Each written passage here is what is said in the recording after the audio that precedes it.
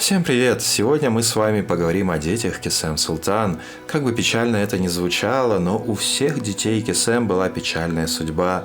По законам османов наложница могла родить только одного сына, после чего женщина занималась только детьми. Но Хюррем Султан эту традицию сломала и стала первой женщиной, которая родила 5 сыновей султану Сулейману.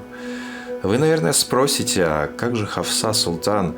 У нее был не один сын, но, как мы уже рассказывали, Хафса была приемной матерью Сулеймана.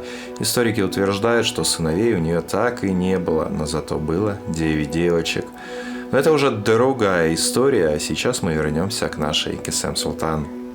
По пути Хюррем Султан пошли многие любимицы султанов. Кесем была не исключением. Она родила своих сыновей, которым было суждено стать султанами.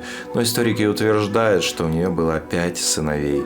Всего у султанши было 10 детей, что доказывает и нежные чувства Ахмеда I к его любимой Кесем. Практически каждый год султанша рожала детей, но семейная жизнь не продлилась долго. 14 лет прожили вместе Кесем и Ахмед. Когда Ахмед умер, Кесем стала регентом своего малолетнего сына Мурада. Она практически сама правила Османской империей и, по словам историков, вполне успешно. Но мне кажется, ее сильно понесло. Нет, чтобы отдать свою власть взрослому сыну, она просто покалечила своих детей и сделала их психически неустойчивыми людьми, которые боялись всего. Заговоры и палачи преследовали Мурада и в особенности Ибрагима.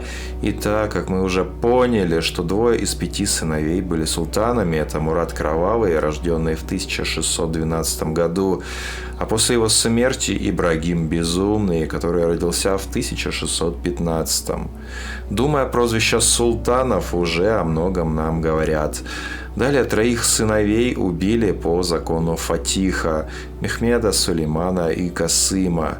Также Кесем родила 5 девочек, которых она беспощадно выдавала замуж в своих политических целях. Кесем выдавала своих девочек практически на показ, и именно девочки обеспечили ей дорогу к власти и укрепили ее позиции. Кесем стала знаменита своими малолетними браками. Ее дочери были выданы замуж практически после рождения. Конечно, такие браки были фиктивны, и до достижения 11-14 лет девочки жили дома.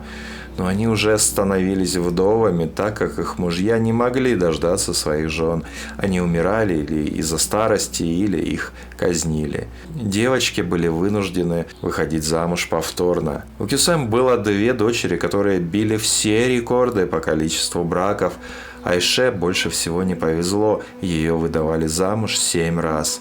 Она также была известна как игрушка для государственных чиновников благодаря своей матери. Фатьма Султан была выдана замуж 6 раз, но девочка умерла в молодом возрасте. Историки считают, что ранние браки и беременность негативно влияли как на физическое здоровье, так и на психологическое. Гифхирхан Султан, Ханзаде Султан и Атике Султан также выходили замуж в очень раннем возрасте. Их судьба сложилась печально, как и у других детей Кесем. После смерти Кесем такие малолетние браки были запрещены. Не зря Кесем Султан называли самой кровавой султаншей в Османской империи, так как она шла не только по чужим головам, но и по головам своих детей и своих внуков.